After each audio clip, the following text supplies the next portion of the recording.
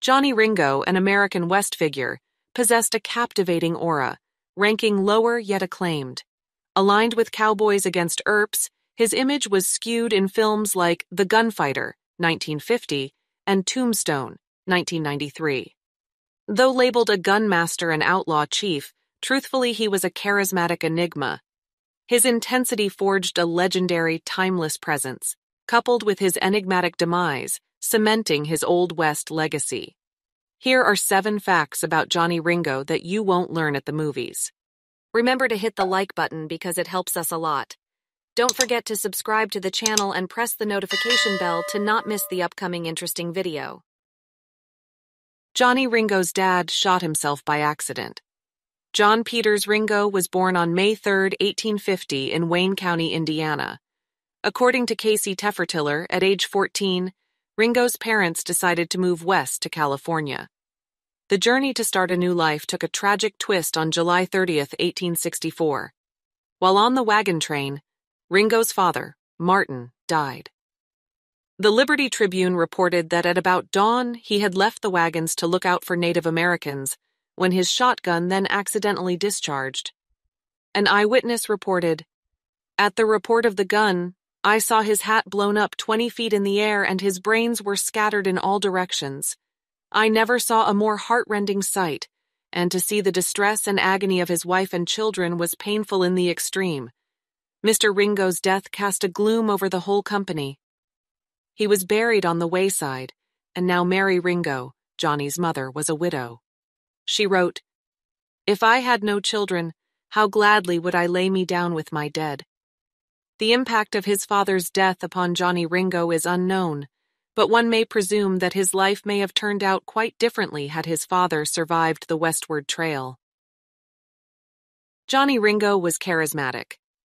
Ringo and his family completed the journey west to California and settled in San Jose. At this point, Ringo fell out of the historic record only to re-emerge around 1874 in the Texas Hill Country. From this point onward, reports and recollections about Johnny Ringo emphasize his dark magnetism. He was also considered to be well-educated. While the Encyclopedia of Western Gunfighters asserts that Ringo did quote Shakespeare, it should be noted that watching the Bard's plays was a form of popular entertainment in the 19th century. It is unknown how much education Ringo actually had, but probably not so much that he would trade barbs in Latin with Doc Holliday, as he did in the movie Tombstone. Still, there was a certain theatrical charisma about him. This was captured by the common-law wife of Doc Holliday, Big Nose Kate, who wrote, "Ringo was a fine man any way you look at him. Physically, intellectually, morally. He was 6 feet tall, rather slim in build, although broad-shouldered, medium fair as to complexion with gray-blue eyes and light brown hair. His face was somewhat long. He was what might be called an attractive man. His attitude toward all women was gentlemanly. He must have been a gentleman born. Sometimes I noticed something wistful about him, as if his thoughts were far away on something sad. He would say, 'Oh, well,' and sigh. Then he would smile, but his smiles were always sad. There was something in his life that only he himself knew about. He was always neat, clean, well-dressed, showed that he took good care of himself. He never boasted of his deeds, good or bad, a trait I have always liked in men. John was a loyal friend, and he was noble, for he never fought anyone except face to face.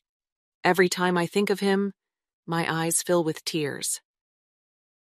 Johnny Ringo was a cowboy, but not in the normal sense.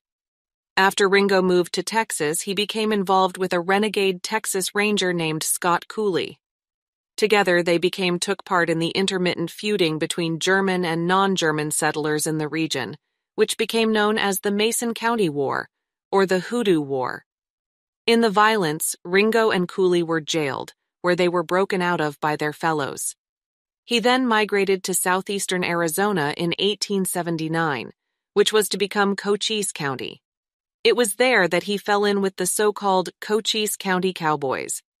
These cowboys were cattle rustlers who raided Mexican stock, then sold it in the United States. Never a fully cohesive gang, The cowboys were more of a loose confederation of outlaws.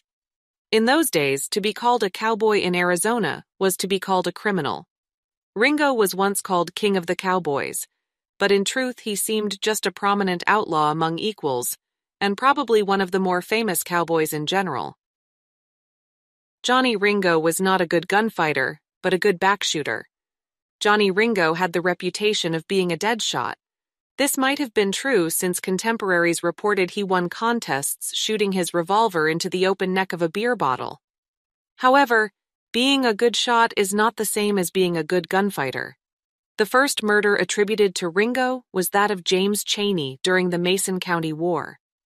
Chaney left his house to wash his face in a basin on his porch when Ringo and another man gunned him down. In another instance of gun violence, while drunk at a saloon in Safford, Arizona, Ringo fell into talking with a man named Lewis Hancock. Ringo offered to buy him a drink. When the man refused, Ringo got angry, pulled his revolver, and shot the man without warning. Hancock survived. Also in Safford, Ringo, drunk again, heard a man insulting a woman on the street.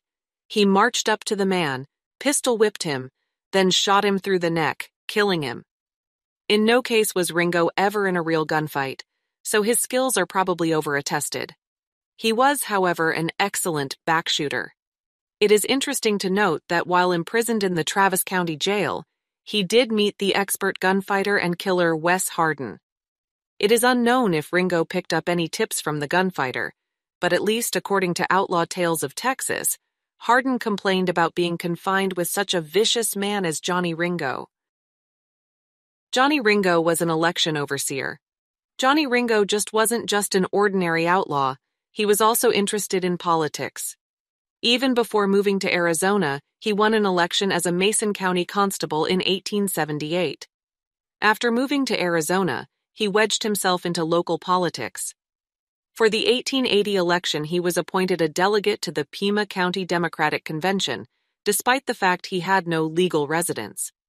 He then was appointed with Ike Clanton as an election official for the San Simon district, appointments which were subsequently officially revoked because of the residency problem. But this was not a setback for Ringo, who steamed ahead to oversee a very interesting election. The San Simon district only had up to a dozen voters. However, election results showed 103 votes for the Democratic candidate to 1 for the Republican. This gave Democrats control of the territorial legislature. This legislature formed Cochise County and also proved vital to overriding plans to send out the state militia against the Cowboys. This allowed violence in the territory to increase, making Arizona truly an emblem of the Wild West.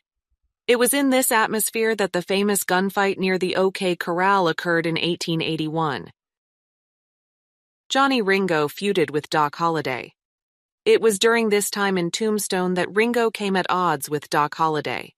Tensions were high between the Earp and Cowboy factions, and threatened to boil over into violence at any time. Many figures on the Earp side of the feud pointed fingers at Johnny Ringo. This was true for Doc Holliday, who simply hated Ringo. Ringo himself was implicated in a stagecoach robbery in January 1882, though he was never charged. Ringo became a more frequent and drunken visitor to Tombstone, which certainly ratcheted up Holliday's ire. The two squared off on January 17, 1882, snarling and grabbing their revolvers. Wyatt Earp convinced Holliday, who suffered from tuberculosis, to back off while Jim Flynn grabbed Ringo. But there seemed to be no end to violence, and when Morgan Earp was gunned down in a billiard parlor, Holliday was convinced Ringo was one of the gunmen. This came months after Virgil Earp was ambushed and shot by 3 cowboys in a dark alley in Tombstone. John Ringo's death still remains a mystery. On July 14, 1882, a teamster driving through Turkey Creek Canyon found the 32-year-old Johnny Ringo sitting at the base of a tree. A bullet hole had cut cleanly through the outlaw's head. In his hand, he clenched his revolver. His boots were off, but his cartridge belt was upside down. What's more, it appeared that he was scalped. A coroner's jury ruled that Ringo had died by suicide, though many in the community found this dubious. It was debated. with many claiming they had heard Ringo threatening many times to take his own life over the years. There have been several theories posited as to what happened. One theory was that a frontier vigilante rancher killed a John Ringgold, as described in his journal, shortly before he himself was killed. Several others then made claims to have killed the famous outlaw. Most of these accounts have been debunked or at least thoroughly questioned to make it inconclusive. Another popular theory was that Doc Holliday and Wyatt Earp killed him, but neither were in the territory at the time. Doc Holliday was in court in Pueblo, Colorado on July 11th, putting him definitively out of range to commit the murder. So was it suicide? What about the scalp wound and the upside-down cartridge belt? It is possible that the scalping may have occurred due to an animal or from the percussion of the wound. As for the belt, that remains unexplained. It seems clear that the mystery and magnetism of Johnny Ringo will carry on as long as stories of the Old West are told. Please like and share if you find the video content interesting and useful. Don't forget to subscribe to the channel and comment below so as not to miss the upcoming interesting videos. Thanks for watching.